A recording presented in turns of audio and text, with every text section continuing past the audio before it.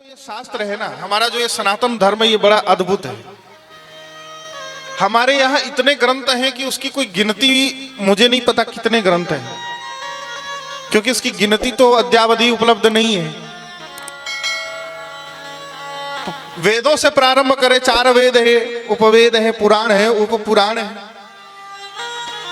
धर्मशास्त्र, इतिहास, पुराण, सब कुछ है। महाभारत है, रामायण है। रामायण शतकोटि अपारा, कहते कि 100 करोड़ रामायणों की रचना अकेले वाल्मीकि जी ने की। और महाराज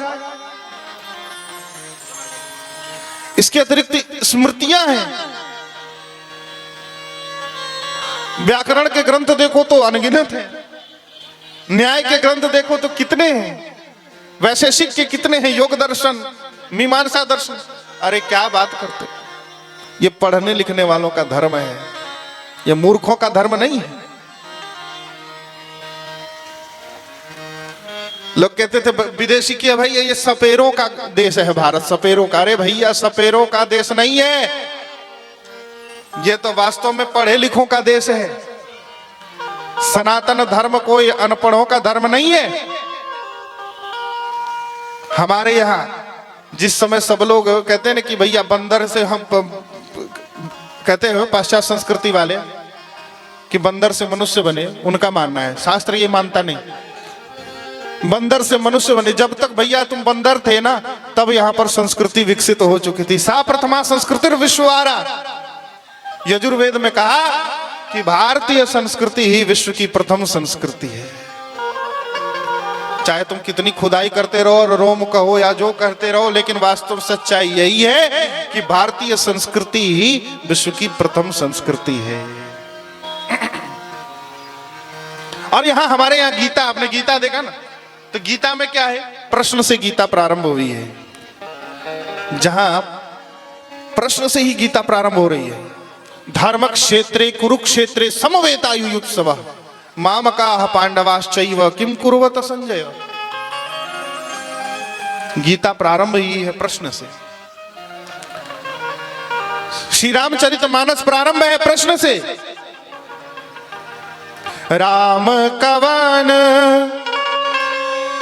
प्रभु पूछऊं तो ही, राम कवन प्रभु पूछऊं तो ही, राम कवन प्रभु पूछऊं तो ही, राम कवन प्रभु पूछऊं तो ही, कहिय बुझाई कृपा निधि मोहि, कहिय बुझाई कृपा निधि मोहि।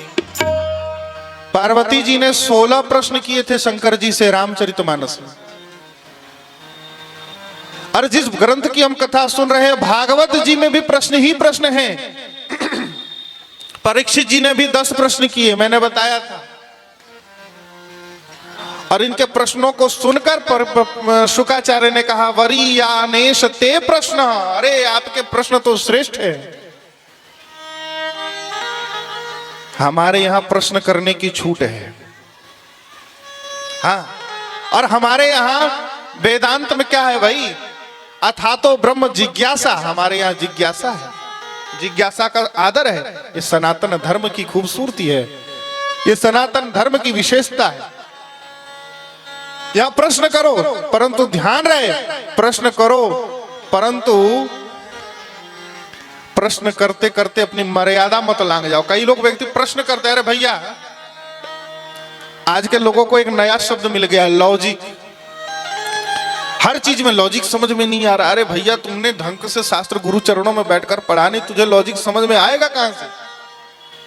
अंग्रेजी विद्या पढ़कर अगर सब कुछ लॉजिक से समझ जाओगे भगवान को, तो काहे को इतने शास्त्र लिखे पड़े हैं भाई? काहे वेद व्यास जी ने इतनी लेखनी चलाई?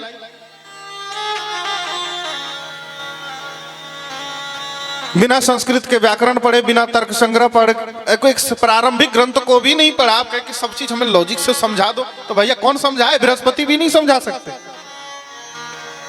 इसलिए पढ़ना पड़ेगा। हमारे यहाँ मैंने कहा बात है, जानना है तो पढ़ना पड़ेगा, बिना पढ़े नहीं समझ पाओगे। हाँ, इसलिए ये हमारे धर्म की विशेषता है, पढ़ा लिखा धर्म है जी। हाँ, लोग कहते हैं हमें आपको एक बात बताऊं, मुझे नहीं पता था, हमने पढ़ते थे मैथमेटिक्स में फॉर्मूला, फिजिक्स में भी बहुत सारी थ्योरीज हैं फॉर्मूला, मैथमेटिक्स में फॉर्मूला, केमिस्ट्री के अलग फॉर्मूले। लेकिन जब हमने शास्त्रों को देखा तो भैया तुमने तो फॉर्मूला आज बनाया, सनातन धर्म ने तो इसी को, फॉर्मूला का मतलब अर्थ है सूत्र। अरे सूत्र तो सबसे पहले सनातन धर्म ने ही दिया है विश्व को, और किसी ने दिया क्या?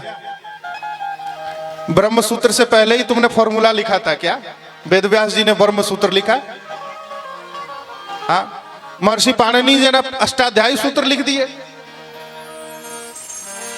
कितने सूत्र हैं?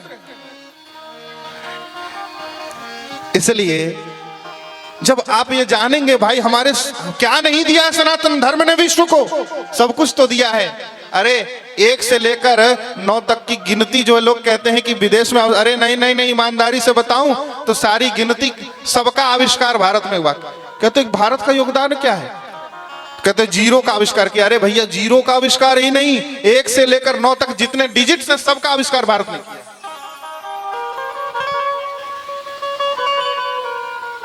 अब जबको सबको जबरदस्ती हथियाना है विदेशियों को तो वो बात अलग है। लेकिन आप वेदों को देखें तो वेदों में जो मंडल है उसकी गिनती हुई है। ऋग्वेद के मंडल है, अष्टम मंडल, नवम मंडल, दसम मंडल। अरे जब गिनती थी नहीं तो ये मंडल की गिनती कहां से आ गई वेदों में? जब विदेशियों से हमें सीखना था तो वेदों में जो मंडलों की गिनती आई है और देवताओं की गिनती बताई गई है, वो सब कहां से आ गया भैया? अंग्रेजों ने बताया था क्या वेदों को?